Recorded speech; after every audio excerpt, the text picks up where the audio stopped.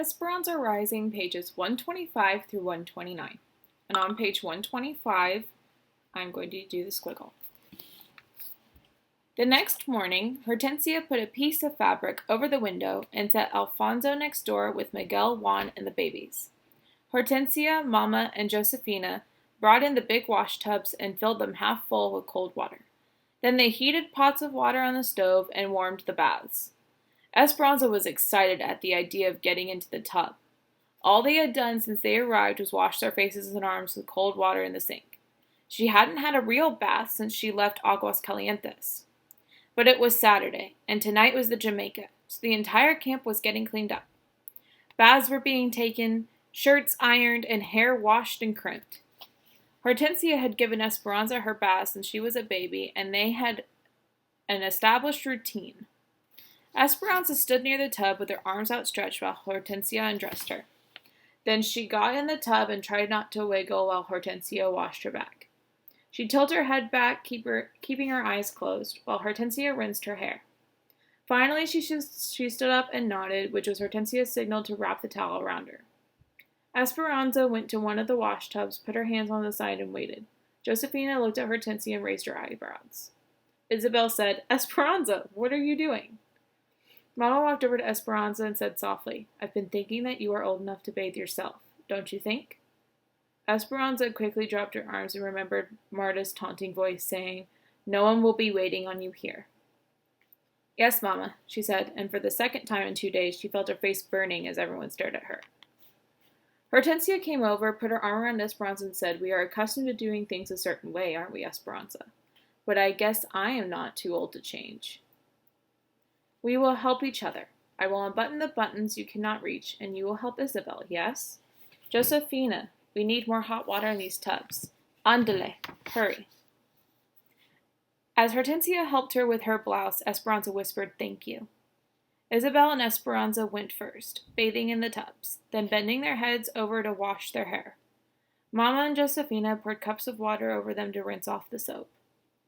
The women took turns going back and forth to the stove for hot water. Esperanza liked being with all of them in the tiny room, talking and laughing and rinsing each other's hair. Josefina and Hortensia talked about all the gossip in the camp. Mama sat in her slip and combed out Isabel's tangles. The women took turns, and when Hortensia needed hot water, Esperanza rushed to go get it for her before anyone else could. Clean and dressed, with still wet hair, Esperanza and Isabel went outside to the wooden table under the trees. Josefina had given them a burlap bag of almonds that she wanted shelled. Isabel bent over and brushed her hair in the dry air. "Are you coming to the Jamaica tonight?" she asked. Esperanza didn't answer at first. She had not left the cabin since she had made a fool of herself yesterday. "I don't know. Maybe. My mama said it is best to get it over with and face people. And if they tease you, you should just laugh," said Isabel. "I know," said Esperanza, fluffing her own hair that was already almost dry. She dumped the nuts onto the table and picked up an almond still in its flattened pod. The soft and fuzzy outside hull looked like two hands pressed together, protecting something inside. Esperanza popped it open and found the almond shell. She snapped the edge of the shell and pried it apart, then pulled the meat from its defenses and ate it. "I suppose Marta will be there tonight?" "Probably," said Isabel, "and all her friends too." "How does she know English?" "She was born here, and her mother too." "They are citizens," said Isabel, helping shell the almonds. "Her father came from Sonora during the Revolution. They have never even been to Mexico. There's lots of kids who live in our camp who have never been to Mexico. My father doesn't like it when Marta comes to our Jamaicas, though, because she is always talking to people about striking. There was almost a strike during almonds, but not enough people agreed to stop working. My mama says that if there had been a strike, we would have had to go into the orchard and shake the trees ourselves for these almonds." "Then we're lucky. What is your mother making with these nuts?" "Flan de almendra," said Isabel. "She will sell slices at the Jamaica tonight."